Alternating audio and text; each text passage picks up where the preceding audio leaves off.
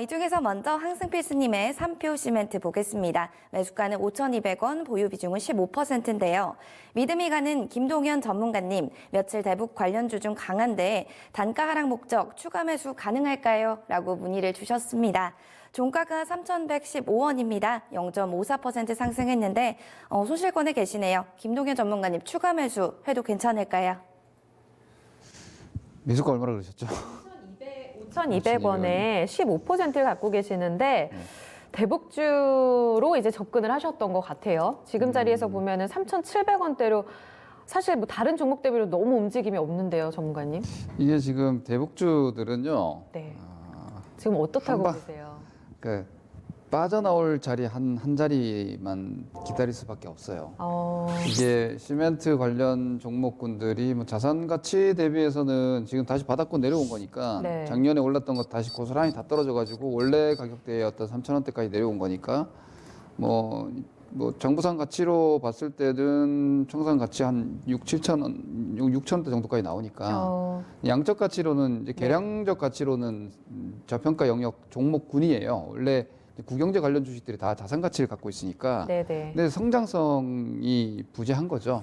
네. 아무래도 뭐 우리나라 이제 건설 업황 같은 경우에도 그렇고 뭐 성장률 자체도 이제 저성장 국면에 고착돼 있고 네. 뭐 이제 땅 파고 막 그래서 이제 성장할 수 있는 구조가 아니다 보니까. 그렇죠. 그리고 뭐 주택 시장 같은 경우도 어느 정도의 보화 상태, 이제 신규 공급 자체는 좀 제한적인 상황인데 이런 부분들을 보면 업황 성장 전망은 없어요. 그러면 결국은 이 시멘트 관련 종목군들은 뭐 세력형 시세 정도밖에 없다는 건데 네. 그게 이제 재작년에 나온 게 대북주 테마였고 그러면 지금은 이 주식에 대한 판단보다는 5,000원 매수가면 저는 일단 기본적으로 빠져나오는 걸 찾는 게 맞다고 생각을 하고요. 그러니까 빠져나오는 자리를 찾는 게 맞다고 보고 네. 이게 차트를 보면서 좀 말씀드릴게요. 네네. 이게 이 대북주를 여러분들이 지난 1년, 2년간 사가지고 물린 분들이 수익까지 만약에 즉 고점을 넘어가는 수익이죠. 그러니까 2018년도 5월을 넘어가는 시세가 나오려면 진짜 통일되는 분위기로 가야 돼요. 그러면은 저는 넘어갈 수 있다고 정말 봐요. 환호할 만한 성과가 나오지 않는 그렇죠. 한 힘들다는 이게 말씀이네요. 뭐 그냥 지금 정도로 이렇게 만나는 정도가 아니라 실제로 이제 물자 교류를 할 수 있는 수준.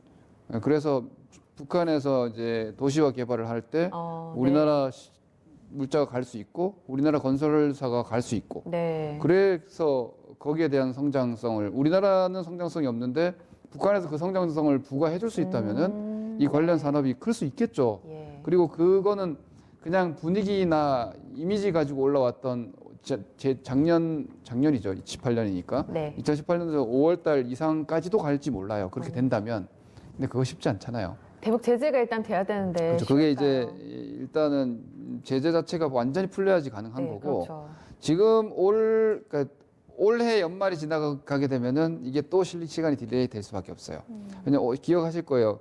뭐 김정은 위원장이 올해 신년사에서 뭐 우리나라 문재인 대통령 가가지고 거기서 막 북한에서 뭐 대중들 앞에서 연설을 하고 그렇죠. 그리고 북한 금강산 관광이라든지 네. 개성공단이라든지 이런 것들을 뭐 그네들의 최고 지도자가 약속을 하다시피 우리랑 하겠다라고 거의 얘기가 됐는데 추만해도. 미국 때문에 못하게 되니까 북한이 되게 강경하게 나오잖아요. 시간 연말까지다. 다 드러내라 그랬잖아요. 그리고 저희 시설도. 그죠? 그렇게 되면 이제 연말이 지나고 나면 이제 북한도 급할 게 없어지는 거예요. 시간상으로. 그럼 오히려 북한은 미국 대선이라는 스케줄에 맞춰가지고 되게 강경하게 나갈 거예요. 네. 왜냐하면은 트럼프가 노력한 건데 다 반대하는데 미국에서는 다 반대하는데 트럼프가 대북 관계를 개선시켜놨단 말이에요. 네. 그러면 결국은 선거 카드에서 이게 얼그러졌을 경우에는 트럼프 상당한 데미지를 입을 수밖에 없으니까 북한이 강경하게 계속 나갈 거예요. 강경하게 나가는 동안은 대북전 트러블이 되는 거죠. 노이즈가 되고 그러면은 스트레스가 계속 누적되는 거예요. 그러다가 이제 뭐 트럼프가 이제 선거전을 앞두고 그렇게 되면 하반기 뭐 이렇게 갈 수 있겠죠.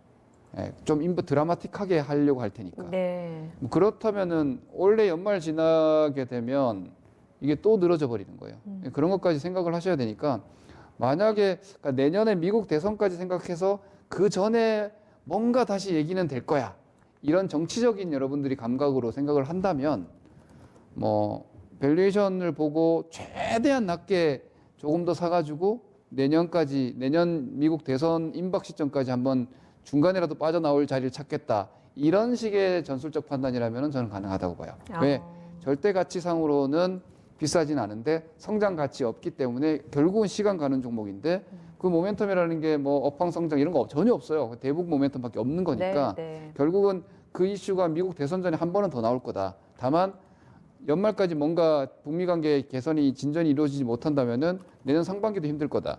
그것까지 감안해서 매수 계획을 지금 서둘 필요가 없는 것이고 내년 상반기 정도까지 뭔가 안 좋은 상황이 나왔을 때 더 싸게 물타기니까 그렇게 해가지고 내년 하반기까지 기다려보는 이게 저는 유일한 전략이 아닌가 생각합니다.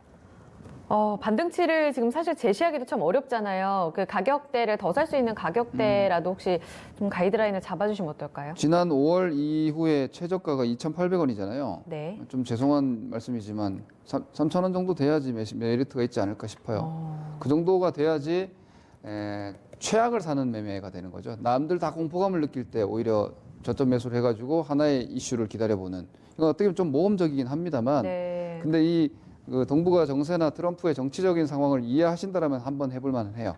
그건 한시적인 기간이 미국 대선까지예요. 미국 대선 끝나면 이 대북 모멘텀 사라집니다. 왜냐하면 트럼프가 이제 굳이 북한에 뭐 대화할 이유가 없거든요. 재선 돼버리면 이제 모든 게임이 끝나버리기 때문에 그 한시적인 상황이고 거기에 아까 말씀드린 대로 유엔 제재 풀어주겠다가 되지 않는 이상은요.